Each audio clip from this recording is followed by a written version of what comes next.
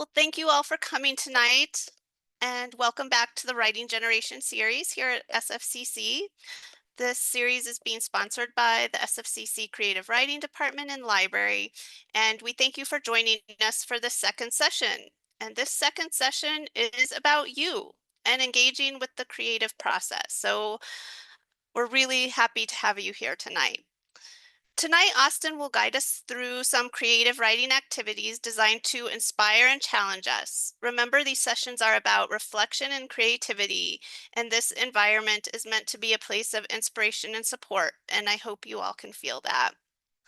For those of you who don't know Austin Eichelberger is an assistant professor of English and creative writing at Santa Fe Community College. He completed his MA at Longwood University and his MFA at the Institute of American Indian Arts. He's originally from Virginia, and Austin has published over 80 pieces of his creative work. And he has been a finalist for the Larry Brown Short Story Award and has been nominated for the Pushcart Prize. If you missed Austin's reading last week, you can still enjoy the experience by watching the recording, and I'm getting ready to put that in the chat for those of you who weren't here. So you can enjoy the recording after we meet tonight.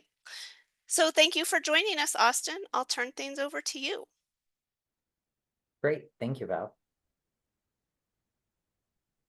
Sorry, it said someone was in the waiting room. I had to. I'll catch them. I'll catch them. Okay, welcome. First, just a little talk about what this is. This creative session is brought to you by the Santa Fe Community College Library and Creative Writing Program. We are thrilled to have you join us tonight for this special event. We hope you will come back to celebrate the power of words and storytelling at our future events. Tonight's gathering is an invitation to those who have passion for the written word. If you've ever dreamed of becoming a writer, whether you'd like to craft compelling fiction, pen evocative poetry, or explore the world of nonfiction, SFCC is awaiting your arrival. In our program, students can earn a certificate or an associate's degree in English language creative writing. The Santa Fe Community College Creative Writing Program nurtures aspiring writers, providing them with the tools, guidance, and inspiration to take their creative endeavors to new heights. We believe that writing is not only a useful and practical skill, but an art form that has the potential to transform lives and connect people across time and space. SFCC's creative writing program is focused on your development as a writer, a reader, and a member of a creative community. Our faculty are published authors and professional editors, and our course offerings include a multi-genre workshop and an internship with the Santa Fe Literary Review, SFCC's in-print literary journal, which we do entirely ourselves except for the literal printing. Related degree and certificate requirements include opportunities to intern with local magazines, newspapers, and publishing houses, to explore the world of book arts, and hone screenwriting skills. Students work closely with professors and peers to develop, revise, and publish creative and academic writing in a range of genres and formats. Upon completion, you'll have gained the skills and experience to submit a manuscript for publication, pursue a career in editing, or continue your studies in creative writing. You can also now complete the entire program online. Please see the chat for links to our program website, where you can see our course offerings for spring 2024, explore the program requirements, find information about the Santa Fe Literary Review, and information about the Kate Besser Awards, SFCC's very own writing awards. For those of you considering your own creative journey, we encourage you to ask any questions you have about the program. Whether you're an experienced writer looking to take a single course or a complete novice ready to explore your creative potential, we have classes and resources for you. In Santa Fe Community College's creative writing program, we believe that everyone has a story and every story is worth sharing. Tell us yours. Okay. So to those of you who were here last week and are back again, thank you so much. Thank you. Thank you. I see some familiar names in here. Thanks for being here. I really appreciate it. Oh, one last thing, last piece of business before we begin. The Santa Fe Literary Review is open for submissions until November 1st. So you still have over a month until November 1st to submit fiction, poetry, nonfiction, visual art, screenwriting. We do it all. We also, even though much of the art inside, perhaps all of the art inside is black and white. I can't remember if we had a few color pieces last time or not.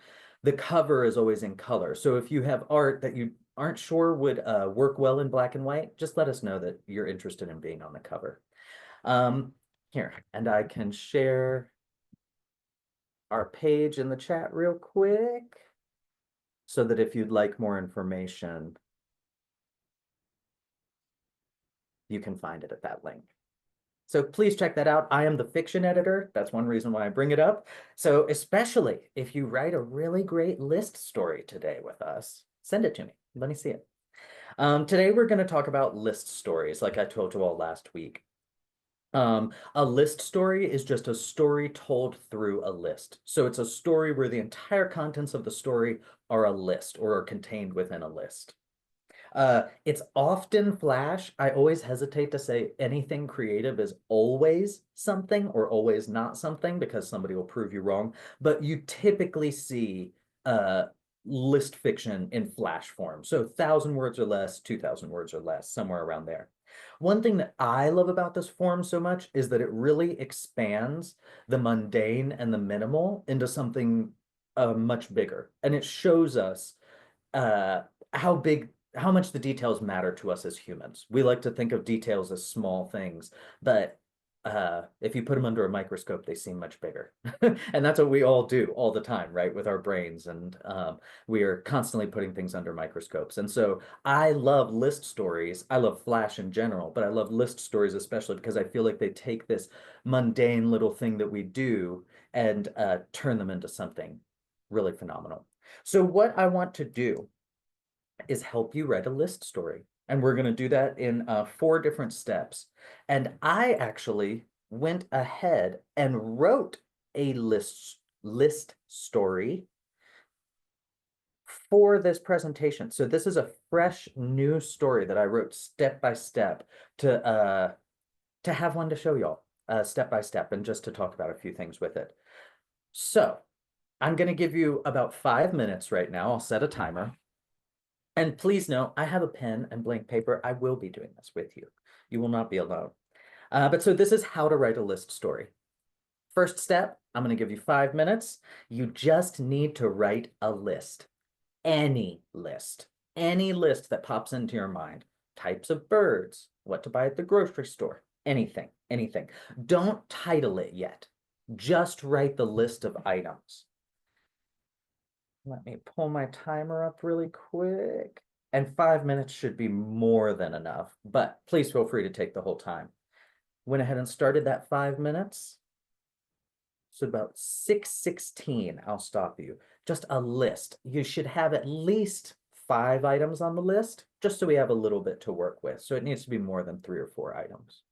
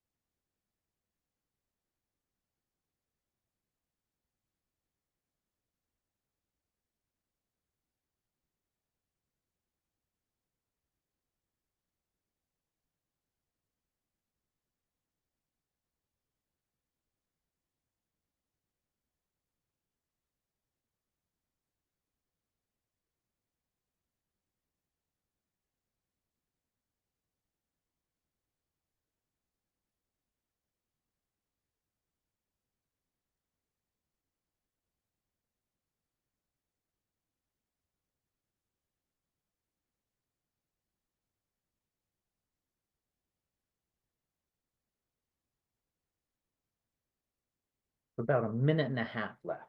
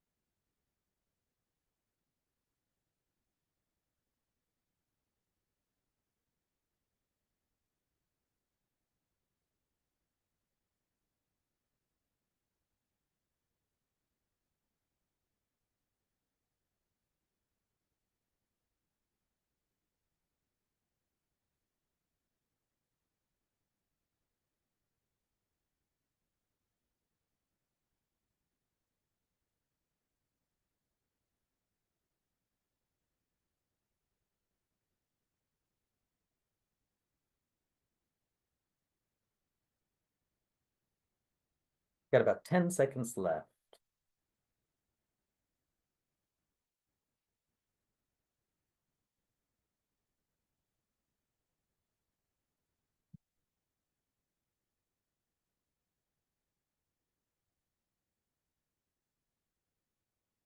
Go ahead and finish those up.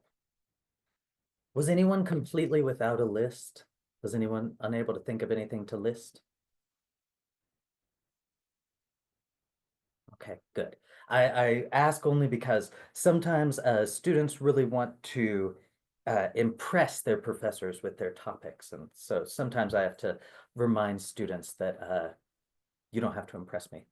And a great way to learn is to start simply and start small and then expand. And so it's totally okay to start with, for instance, a grocery list, which is, I'm not going to show you what I just wrote right now because I don't think it's ready to be seen yet. I'm sure many of you feel the same way, which is one of the great things about these sessions. You don't have to share anything. You're just here to generate.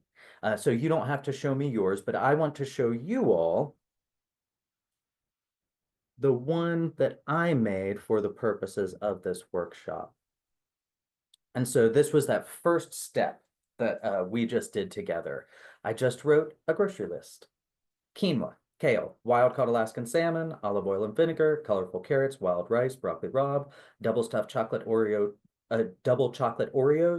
mineral water, kefir and yogurt, oats and flax. Doesn't even seem quite that special right yet. It doesn't even really say anything. It's just a list of things. So now that we have a list, what we need to do is turn it into a story, right? Stories, the school of thought that I come from, the philosophy of short stories that I come from, says that the only thing that is required for a short story is a chance for change, an opportunity for change. Typically, this is for one of the characters, right? Notice, I didn't say change. I said a chance for change. Those characters can choose to stay the same. That's really what fiction hinges on and is all about, is our free will and our ability to make decisions in this world and then the repercussions of those decisions, how those decisions then expand out around us and affect the world and the people around us. And so all we need to show that to a reader is an opportunity for change. You know, when you think of A Christmas Carol, that's a really clear example, right? Scrooge is given so many chances for change, and he finally takes one. Finally, close to the end of the story, when he is visited by the specter that convinces him, he changes. And we get the satisfaction of watching that change, right? Again, they don't have to change, but they should have the chance to. They should have the opportunity to. So short stories can be thought of sort of like poetry. Poetry at the end has a turn where it goes back, where the meaning shifts and the direction shifts. Fiction does a similar thing at that chance for change. The story should shift in some way because we should either see the character change, so the direction changes very directly, or we should see why the character should have changed, could have changed, or the repercussions of them not changing, right? So that change is the sort of hinge on which the story rests and balances. And you'll actually hear some poets call that what I called the turn. They will call it the hinge of the poem, where things shift and start to go in a new direction. And yeah, we do an interestingly similar thing in short stories, even though we like to claim we don't. But I say that to say, so what we need to do is order our items on the list in such a way that they show us an opportunity for change or a complete character change, right? So before we do the next step, I'm going to show you what I did. I have this one, right, where it starts with quinoa. Let's see. I reordered it to start with kale. I did that because I think kale is more familiar to readers than quinoa is, and so it would draw people in a little easier. Sometimes if the very beginning is a little difficult to understand, readers don't want to go along with it. And so I started with kale and then moved to quinoa. And then notice I reordered the rest a little bit, but the biggest change is I moved the double stuffed double chocolate Oreos to the end, right? Because that's kind of the one item on the list that doesn't seem to fully fit with the rest, at least in my mind. Does that make sense? Austin, we can't see the new list, Oh no. Oh no. and we Okay, here. really want Hmm. to. I know. Yeah, I will stop sharing and reshare. There we go. Thank you. Yeah, certainly. Thank you. Thank you for letting me know. Can you see it now? Okay, great, great. So as you can see, I started with kale this time, then moved to quinoa. Wild caught Alaskan salmon stayed in about the same place. A few of the others got moved around. But the most important one, double stuffed double chocolate Oreos, which seems to contradict the rest of the list, right? That is my opportunity for change that I'm giving this character, where we see something shift. Let me see. Oh, also with ordering, I moved some of these around because I have several items that have the word and in them. Oil and vinegar, kefir and yogurt, oats and flax. In pieces this short, you want to avoid repetition unless it's for a really good reason, or you want to de-emphasize that repetition. And one way to do that is to separate the repetition so that it doesn't happen and. If all three of those were in a row, they would really emphasize themselves and insist upon themselves. And readers might wonder why I put the three with and all together when really there would be no reason for that. So to show readers that there's no reason to emphasize them in that way, I spread them out a little bit just to make the reading a little easier. But so our next step is to reorder your list so that the items tell a story, show an arc, which would be like showing the word just went right out of my head, like a slow change, a gradual change, reveal a deeper layer, or give someone a chance to change. And so, as you can see in the story that I have constructed for you, this is about someone going shopping, trying to be health conscious, and then giving in at the end, right? Grabbing that box of cookies and tossing it in the cart and running to the front and paying before they can change their mind, like I do much of the time. And so, so that's my chance for change. I'm putting that at the end because that's typically where readers find it the most satisfying. And in a piece this short, you want to start with the everyday world, with the way things normally are, and then move toward that change. When you're talking about like a science fiction novel, it might not work like that. But when we're talking about flash fiction and realism, it needs to work like that. Typically, we need to show people what the world is like normally so that when it changes, they see that it's changed and they understand why. And they can see how some of those things are important, some of those ripples going out into the world from that decision. They see some of those on their own, and the writer does not have to explain them. So, now I'm going to give you 10 minutes because this part's a little bit harder. I'm going to give you 10 minutes to reorder the items in your list. And again, try to order them so that close to the end, we get that moment of change, or an arc becomes revealed, or a detail tells us a story. But it's totally okay to just do it like I did and just put the thing that doesn't seem to fit with the others Down at the end is a chance for change. Your 10 minutes is starting now.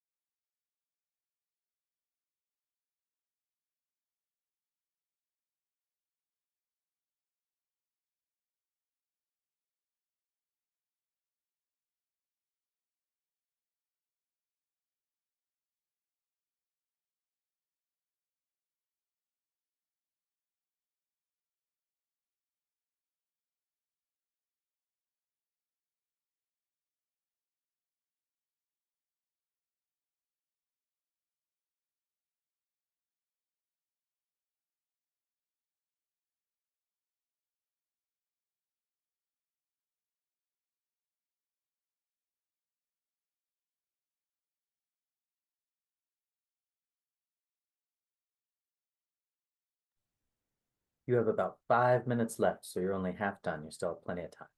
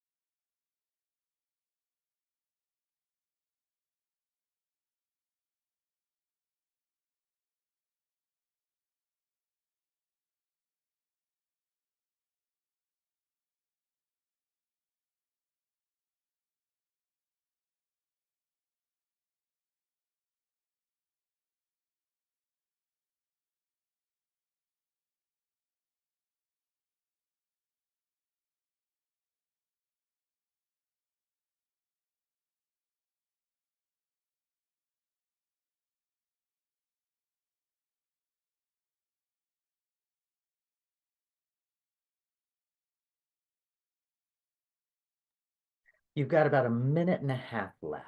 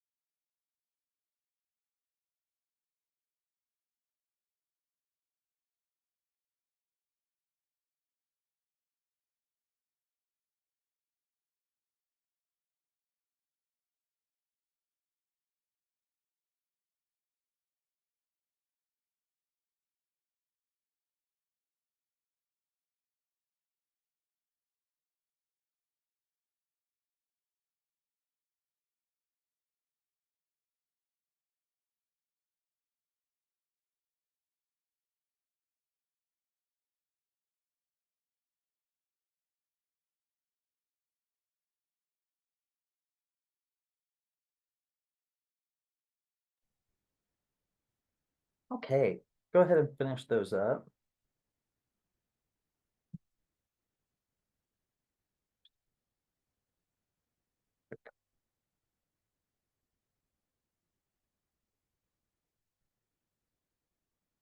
Stop sharing real quick. Hopefully everybody had enough time to reorder them a little bit.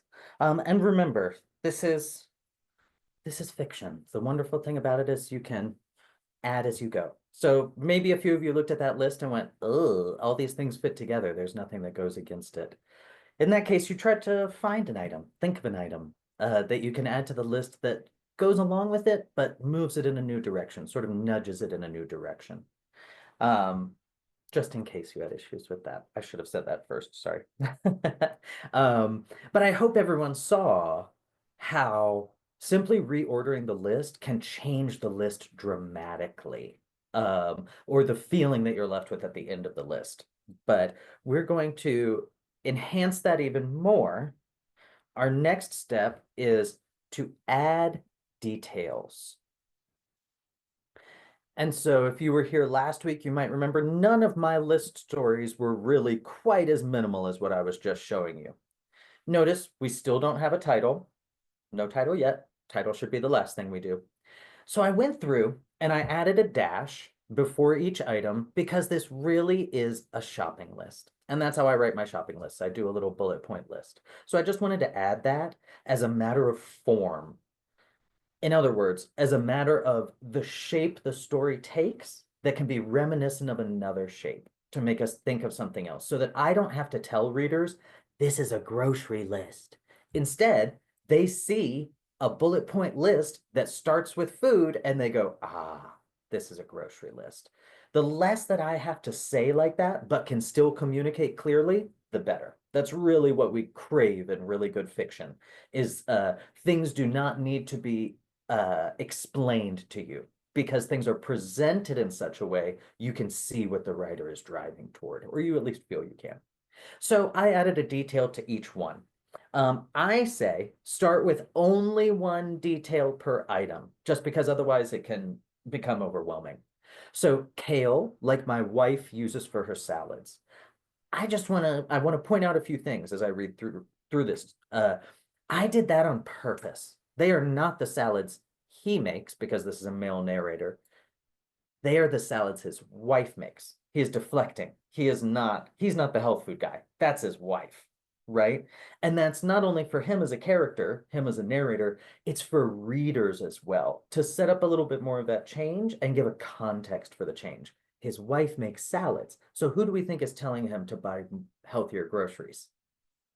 And so it starts telling the story right away. Hopefully. Quinoa, like my doctor told me, another piece of that context, right? So now we know this person is only buying these things just two items into the list. We know the only reason the list is happening the way it is because of the narrator's doctor and the narrator's wife. That he's getting outside pressure to make these changes, right? Wild caught Alaskan salmon instead of the Texas beef I crave. There, I just really wanted to show a juxtaposition so that you could see how different wild caught Alaskan salmon is from what he would normally be eating, Texas beef, right? They're still meat, but they have a place in them and they're a different, it's a different sort of meat, right? And it's beef as opposed to salmon. We have many more health associations with salmon. Olive oil and vinegar instead of ranch. I feel like that one explains itself. Mineral water, not my favorite, Pinot Noir. So now we see not only likes red meat, he likes red wine, and wine can be okay in small portions, but he doesn't seem like a small portion guy, does he? Kefir and yogurt, so my glucose doesn't spike. Uh, there, I was trying to bring back in the voice of the doctor, right? Spiked glucose spike. So I was trying to give something glucose being a little more medical rather than so my sugar doesn't spike or so my blood sugar doesn't spike. I wanted us to remember that the doctor is telling him these things. He's not coming up with them on his own. Oats and flax for a dry morning gruel, just to show you what he really thinks of this food, which is that he is not a fan. Colorful carrots, wild rice, broccoli rabe, put back the mac and cheese and boxed mashed potato flakes. Again, I wanted to give you a comparison like the Texas beef, so you could get a glimpse of what previous grocery lists have been like. Very different from this one, right? The previous grocery lists are boxed mac and cheese, or mac and cheese, boxed mashed potatoes, Texas beef, red wine, while this is all vegetables, all sort of health conscious foods. And then finally, double stuffed Coca-Cola Oreos for when my wife goes to sleep. And so there we get to see the change fully drawn out, right? For when my wife goes to sleep. And so we see the change in the character is that he's sticking to his diet when his wife and doctor are paying attention. And when they're not, and he thinks he can get away with it, he's still giving himself treats, which is a typical common thing, right? We all do this from time to time. I also changed it from double stuffed double chocolate Oreos to double stuffed Coca-Cola Oreos because it just sounds less healthy to me. And it's reminiscent of a second food that's also not healthy for you, Coca-Cola. And so I just thought that would be a nice embedded detail rather than double chocolate, which just isn't doing quite as much work. It's just not lifting quite as much weight for me. And one thing about flash fiction, every word has to carry weight because you have so few of them. And so every word has to be doing some work for you. For me, that's where the joy comes in because I get to craft it and sculpt it, keep going, and I get to press on every word. Marie-Helene Bertino, who I studied with at IIA, says that the way that she goes through and revises is to squeeze every word to make sure that it's doing as much work as possible. And she's a novel writer, so she reads through hundreds of pages, squeezing every word. I just have to do it in Flash. You know what I mean? It's much easier in the shorter form, but that's part of the fun of it for me. So I'm going to give you 10 minutes now, 10 more minutes. Please add some details and just start with one per item. Obviously, if more come to you or if you think of options, write them down. Write them down. And your 10 minutes starts now.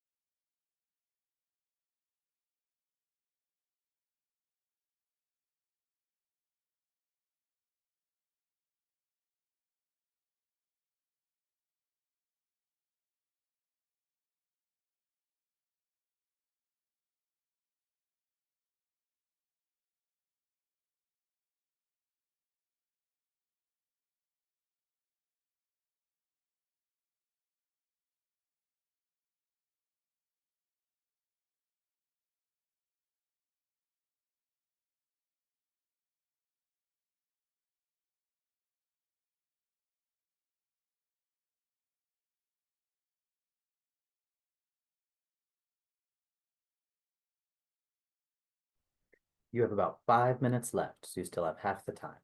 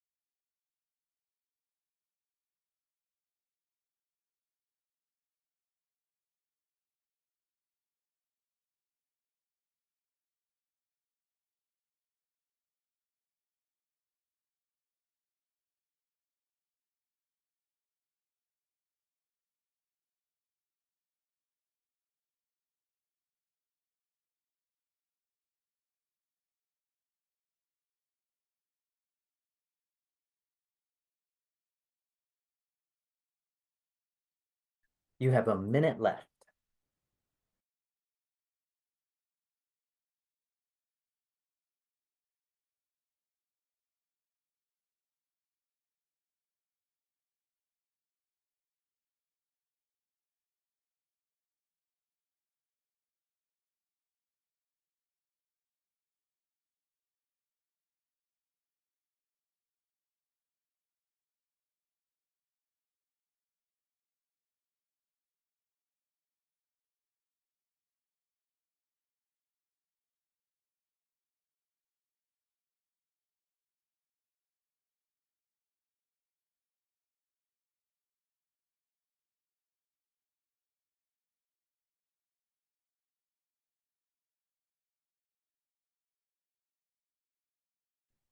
Got about 10 seconds left. Try and wrap up your final thought.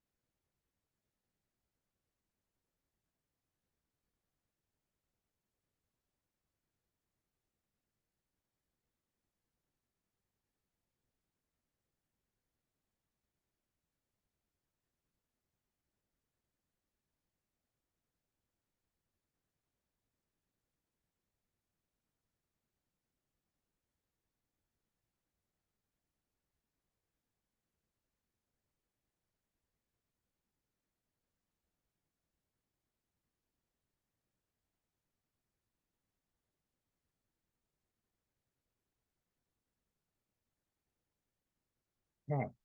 Since I only have it for less than 10 more minutes, sorry. Um, I want to show you mine. So the next step is reorder, add and subtract as needed, and finally add a title. And remember that your title should speak to the meaning of the story and should reveal something. It should also be interesting. It should hook the reader. Um, and so, what I'm going to get at the grocery store wouldn't be a very exciting title. The title that I chose, and this is my final draft of this, My New Lifestyle. Because to me, that alludes to the health lifestyle. It also alludes to the secrets that he's keeping from his wife now that he didn't used to keep from her. So, final draft is peas and blueberries to increase my fiber intake. Frozen is fine. Fresh kale and spinach for the salads my wife makes. Yogurt cups so chocolate pudding doesn't spike my glucose. Oats and flax, together a dry morning gruel. Wild caught Alaskan salmon instead of the Texas beef and corn dogs I crave. Mineral water, not my favorite Pinot Noir. Quinoa and wild rice, like my doctor said.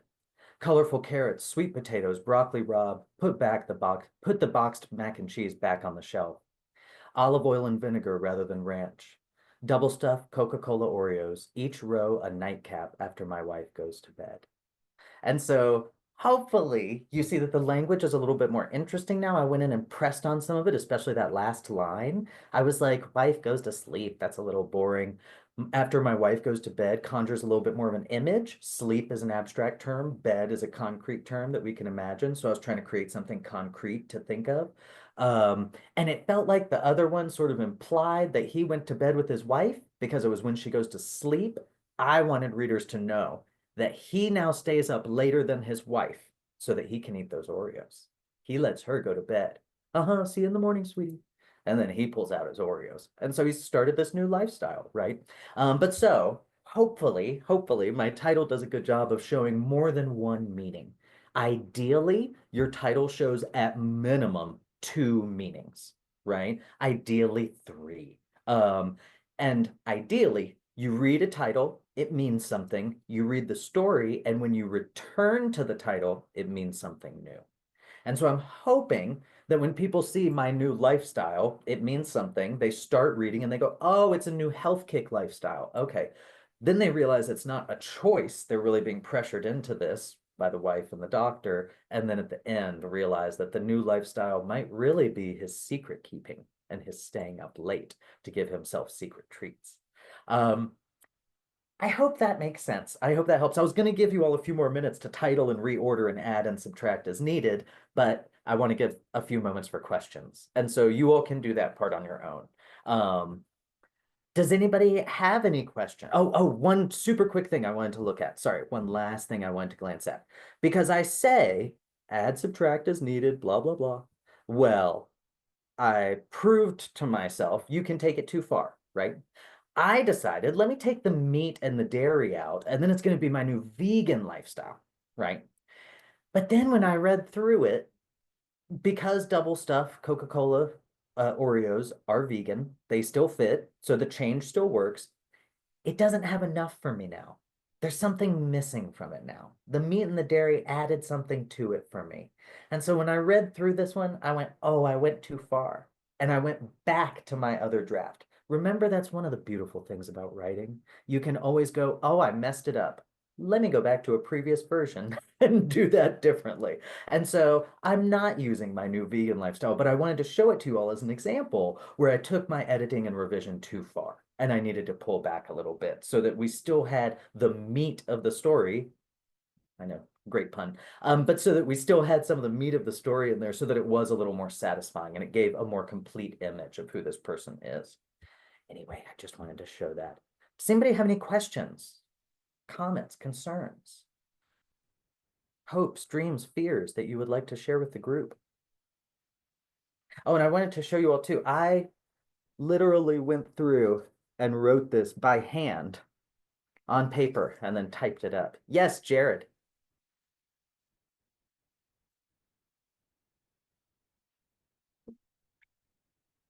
Should we be hearing you, Jared? I cannot hear you.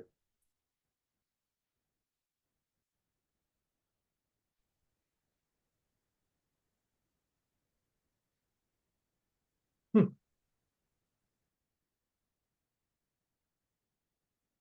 Anybody else? You can also jump in the chat, Jared, if you want to just put it in the chat. That's totally fine. Let's see. Interesting process. Oh, Nicole, I'm looking at what you said. Oh, no worries, Jared. You can put it in the chat if you want.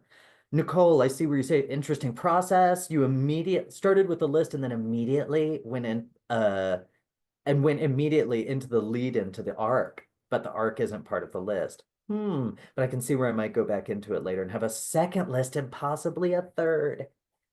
I shared a story last time that was, I can't remember if you were here or not, that was a list of list stories. So it's actually 6 list stories in a list. I love taking it to sort of the logical extremes of some of these things and seeing what you can get away with on the page. It's part of the fun. And yeah, that idea, ooh, of a story that starts in a list and goes out of a list and then goes back into it. I might be writing one of those now too. I think you just inspired me, Nicole. Thank you. That is a really cool idea. Oh, how to come up with a title. Sure. Titles are so difficult. Um, I list titles. I literally start thinking about the story and what I want people to get out of it. A good place to start can be listing themes, even broad themes, regrets, worries, and then just think about how that fits into the story and always go in and see if there's a place where the words that you have used have created a type of poetry that you want to maintain for a title. Sometimes the best titles are a phrase from within the story where we look at it and we go, ooh, that's good. Ooh, that's good. And we just have to maintain that and sort of pull it to the forefront. Titles are tricky. Titles are tricky, especially because they have to do so much at once. They have to have multiple meanings. They have to invite readers in. They have to create interest.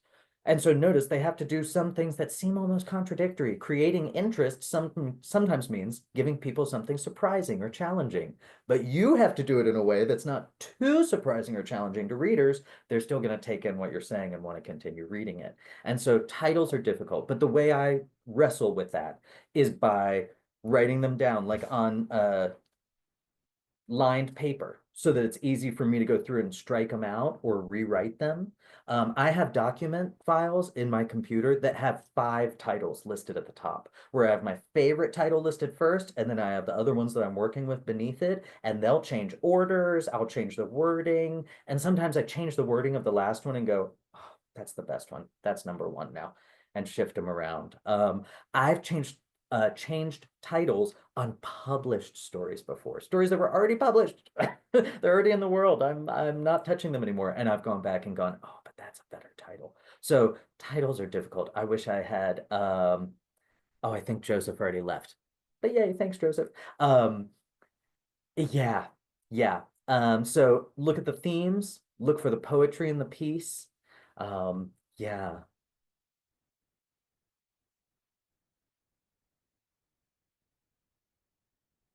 Oh, cool. Thanks so much, Jared. Here, I'm going to swing back to you because Emily commented first.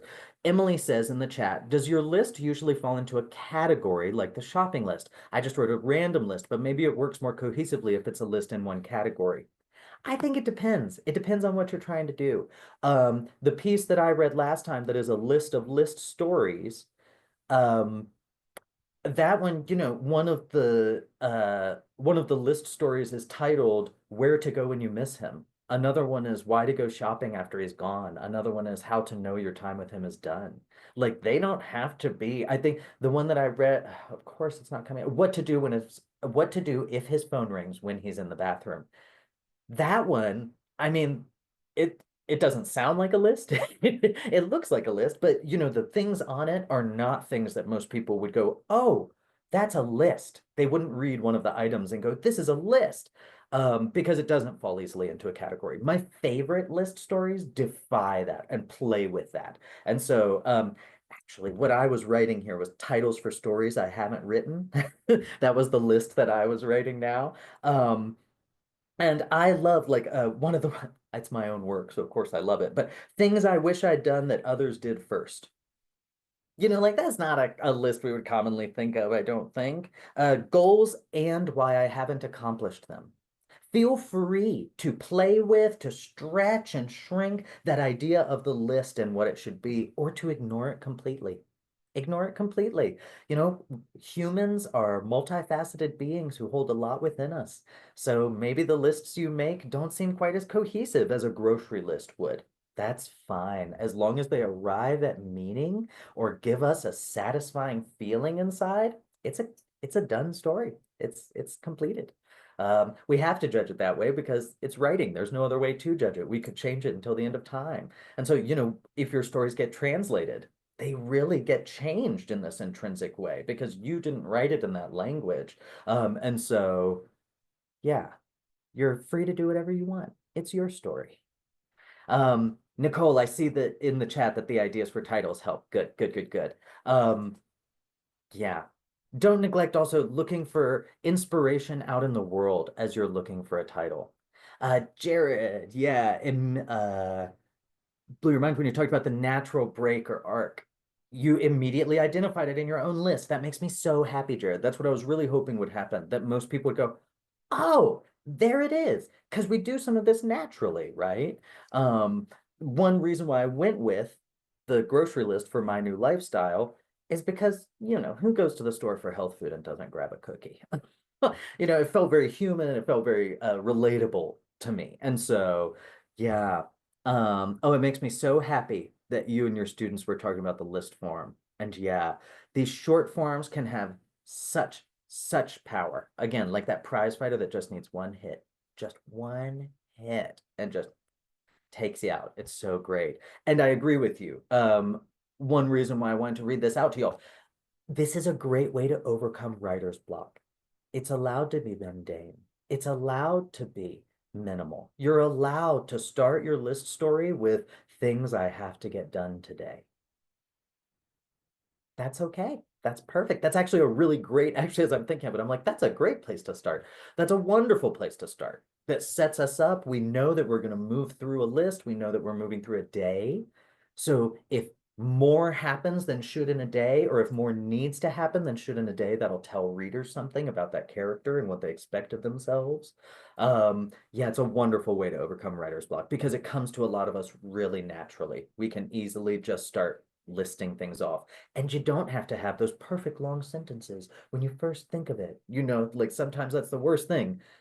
The blank page staring at you or that single sentence staring at you, and you're like, that's not how it should sound. Who cares? Keep moving. Come back to it. And with a list, you don't even need the sentence. It doesn't even have to be grammatically correct. You can just, you could start a great list story with my biggest pet peeves. That could be a fantastic list story. It just needs to take us somewhere. It just needs to surprise us or take us somewhere or make us really feel something. Maximilian, I see. I noticed when I made my reordered list, it didn't have enough of a cohesive story. But when I added the details for each one, it helped a lot with organizing my ideas. And once I reordered it based on the details, it created a much better story. Sounds like your process is very similar to mine with this, where I have to sort of add a little bit, then look at the whole thing again. Then I add a little bit, then I look at the whole thing again and start playing with it and moving it around. I hope you'll notice that in the final draft of my new lifestyle, um, I had reordered it again. I had reordered it further from what I had done before. And so, yeah, that is part of the magic and beauty of the lists is that you start adding details and the story starts telling itself. And suddenly you're like, oh, I know who this character is. I know what they're trying to say to me. Oh my gosh. And it can be really revelatory and really fantastic. It's such a small space, in such a little itty bitty space. Val said my list started off cynical, but I changed my idea for the title, and now the list seems hopeful. The title does so much work. You can change a piece completely by just applying a different title. It's one reason why when my students say, I don't know, I want to call this piece Untitled. I'm like, no, it is the writer's job to always come up with a title. Visual artists, musicians, they have the benefit of working in a different medium where words can sometimes not sum up what they're trying to express. And so they get to say this is untitled because words can't apply to it. They're allowed to do that. Our craft is words. We have to title them. Unfortunately, Shakespeare named so many sonnets sonnet number blank that nobody else can do it now. I'm just kidding. That's not the real reason. But our words are our craft. They're sort of the point. And so the title should be doing something for us. And oh, it makes me so happy, Val. That's the magic of a title. It can change the way an entire piece is taken in just because it shifts the way you begin reading that piece. Love it, love it, love it. And the piece that I was talking about last time, our spring collection or our spring catalog, where it's the man who sells books or the narrator who sells books. I guess the gender is never shared, if I remember correctly. Narrator who sells books. And so they're describing each title, each of the books that are going to be coming out in their spring catalog, and each description gets slowly more unhinged and more. It's so fun and so funny, but also so cynical and so strange. And it could feel totally different if they put a different title on it. If it was something about being fed up with their job, that would make it feel totally different and maybe take some of the humor out of it. Maybe it would be a little more harrowing and a little scarier because we would take it more seriously. But yeah, oh, that makes me so happy. That makes me so happy. And for me, this is part of the joy of the work of these list stories. You get to be that much in control where you can go, you know what? I don't feel like this. Bye, Adele. Thanks for coming. I don't feel like this should be cynical. I want this to be hopeful. And you can take it and turn it in that other direction. And suddenly it's hopeful. How magical is that? How amazing is that? Like what an amazing power. Um, yeah. Thank you all so much. I won't it seems like the chat has calmed down a little bit and I don't want to keep people too far past our time. Thank you all so much for being here. I had a lot of fun preparing for this and a lot of fun presenting it to you. So I hope you all enjoyed yourselves. And I want you to know I actually created this exercise for you all for this specific event, and I'm now going to use it in my classes because I had never written it out like this before. And now I'm like, oh my gosh, this will be great. So thank you all. You gave me an opportunity to do something that'll help my students, and I really appreciate it. Thank you all for being here. Thank you, Austin. Thanks for your inspiration. Thank you. Val, do we know when our next reading is? We do, but I What? don't have that up at this very I moment. know Nancy just Let, asked in the chat, and I was let like, me, oh, that would be a great thing to tell I everybody. will look it up real quick. It's at the end of October. I know that. I think it's the last two Wednesdays, but let me get the exact date. Thank you, everyone, for all your kind words in the chat. I really appreciate it. And remember, I'm teaching fiction in the spring. Feel free to come and take fiction with me, and we'll do some more stuff like this. And it's an in-person class, so we'll actually get to be in the room together and have some fun and do some activities. And submit to the Santa Fe Literary Review. We want to see your work. I want to see your work, and I'll get to because I'm the fiction editor. I want to see it. And let me know if you're SFCC affiliated. If you're a student or if you work at SFCC, please tell me that, just so I can keep an eye out for it. So the next session will be Wednesday, October 23rd, followed by Wednesday, October 30th, the creative session. And Zoom information will go out the morning of each of those events. So just keep an eye on your email that morning. Thank you so much, Val. Yeah, we'll look forward to seeing you all coming back. Thank you all. Thanks, everyone. Have a great night. Bye-bye.